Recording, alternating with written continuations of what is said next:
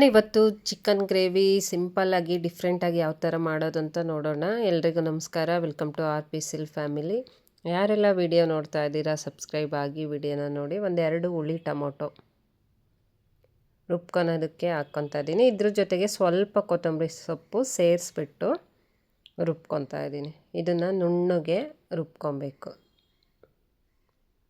ಇನ್ನೊಂದು ಕಡೆ 1 kg ಅಷ್ಟು ಚಿಕನ್ನ ತೊಳೆದಿಕ್ಕಿದ್ವಿ ಮೊದಲೇ. ಅದಕ್ಕೆ ಒಂದು ಅರ್ಧ ಟೇಬಲ್ ಸ್ಪೂನು ಅರಿಶಿನ ಪುಡಿ, ಒಂದು ಅರ್ಧ table spoon pepper powder, 1.5 table spoon ಶುಂಠಿ ಬೆಳ್ಳುಳ್ಳಿ ಪೇಸ್ಟು, 1 ಟೇಬಲ್ ಸ್ಪೂನು ಧನಿಯಾ ಪೌಡ್ರು, 1 ಟೇಬಲ್ ಸ್ಪೂನು ಖಾರದ ಪುಡಿ, 1 ಟೇಬಲ್ ಸ್ಪೂನು ಸಣ್ಣ ಉಪ್ಪು, ಒಂದು ಅರ್ಧ ಬಟ್ಲಷ್ಟು ಮೊಸರು, ಇಷ್ಟನ್ನು ಸೇರಿಸಿ ಕಲಿಸ್ತಾ ಇದ್ದೀನಿ. ಮೊಸರು ನಾನು ಫ್ರೆಶ್ ಆಗಿರೋದನ್ನು ಹಾಕಿದ್ದೀನಿ, ತುಂಬ ಹುಳಿಯಾಗಿರೋದನ್ನು ಹಾಕಿಲ್ಲ. ನೋಡಿ ಈ ಥರ ಕಲಸಿ ಇಟ್ಕೊಂಡಿದ್ದೀನಿ. ಈಗ ಒಗ್ಗರಣೆಗೆ ಮಸಾಲ: 1-2 ಪೀಸ್ ಚಕ್ಕೆ, 7 ರಿಂದ 8 ಮೆಣಸು, 1-2 ಏಲಕ್ಕಿ, 4 ರಿಂದ 5 ಲವಂಗ. ಚಿಕ್ಕ ಸೌಟಲ್ಲಿ 1-2.5 ಸೌಟಷ್ಟು ಎಣ್ಣೆ ಹಾಕಿದ್ದೀನಿ. ಎಣ್ಣೆ ಕಾದಾದಮೇಲೆ ಮಸಾಲಾನ ಹಾಕಿ ಫ್ರೈ ಮಾಡ್ಕೊತಾ ಇದ್ದೀನಿ.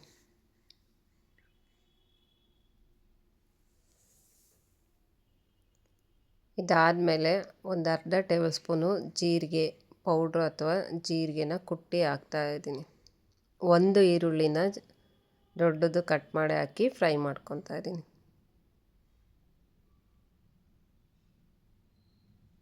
ಈರುಳ್ಳಿ ಚೆನ್ನಾಗಿ ಫ್ರೈ ಆಗಬೇಕು 1-2 ನಿಮಿಷ. ಅದಾದಮೇಲೆ ನಾನಿಲ್ಲಿ 1-2 ಟೇಬಲ್ ಸ್ಪೂನು ಖಾರದ ಪುಡಿ ಹಾಕ್ತಾಯಿದ್ದೀನಿ. ಖಾರ ಪುಡಿನ ನೀವು ಎಷ್ಟು ಮಾಡ್ತೀರ ಅನ್ನೋದ್ರ ಮೇಲೆ ನೋಡಿಬಿಟ್ಟು ಹಾಕ್ಕೊಳ್ಳಿ.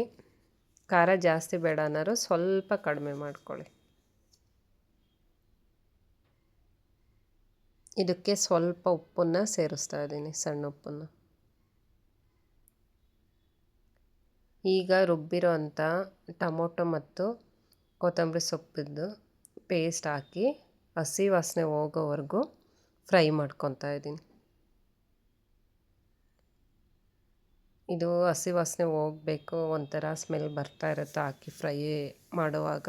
ಅದೆಲ್ಲ 1-2 ನಿಮಿಷ ಚೆನ್ನಾಗಿ ಫ್ರೈ ಮಾಡ್ಕೊಬೇಕು. ಅದೇ ಬಟ್ಲಲ್ಲಿ 1-2 ಬಟ್ಲಷ್ಟು ನೀರು ಹಾಕ್ತಾಯಿದ್ದೀನಿ.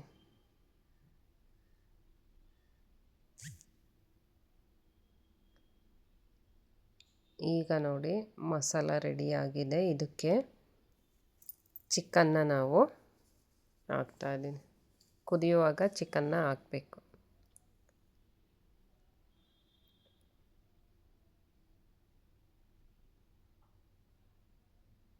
ಇದನ್ನು ಹಾಕಿ ಮಿಕ್ಸ್ ಮಾಡ್ಕೊಬೇಕು. ಇದು ಮಸಾಲ ಕೂಡ ಹಚ್ಚಿಟ್ಟಿದ್ವಿ ಚಿಕನ್ಗೆ.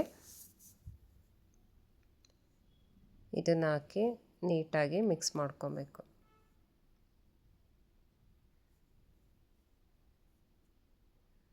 ಇದನ್ನು ಕುಕ್ಕರಲ್ಲೂ ಮಾಡ್ಕೊಬೋದು.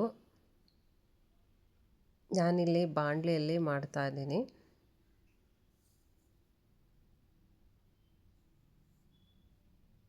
ಇದನ್ನು ಒಂದು 10 ನಿಮಿಷ ಚೆನ್ನಾಗಿ ಕುದಿಸ್ಬೇಕು.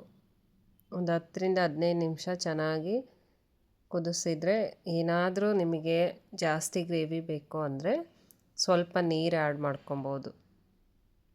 ಲಾಸ್ಟಲ್ಲಿ ನೋಡಿ ಕೊತ್ತಂಬರಿ ಸೊಪ್ಪನ್ನ ಆ್ಯಡ್ ಮಾಡ್ತಾಯಿದ್ದೀನಿ. ಸ್ವಲ್ಪ ನೀರು ಹಾಕಿದ್ದೀನಿ ನಾನು. ಥಿಕ್ನೆಸ್ ಮೀಡಿಯಮ್ ಆಗಿದೆ. ತುಂಬ ಗಟ್ಟಿ ಬೇಕು ಚಪಾತಿ ಈ ಥರಕ್ಕೆ ಅಂದರೆ ಇನ್ನೊಂದು ಸ್ವಲ್ಪ ಚೆನ್ನಾಗಿ ಕಡಿಮೆ ನೀರು ಹಾಕಿ ಕುದಿಸ್ಕೊಬೇಕು. ನೋಡಿ ತುಂಬಾ ಟೇಸ್ಟು ಚೆನ್ನಾಗಿರುತ್ತೆ. ಒಂದು ಸಲ ಟ್ರೈ ಮಾಡಿ ನೋಡಿ. ಇಷ್ಟ ಆದರೆ ಒಂದು ಲೈಕ್ ಮಾಡಿ, ಕಮೆಂಟ್ ಮಾಡಿ, ಶೇರ್ ಮಾಡಿ, ಸಬ್ಸ್ಕ್ರೈಬ್ ಆಗಿ. Thank you for watching.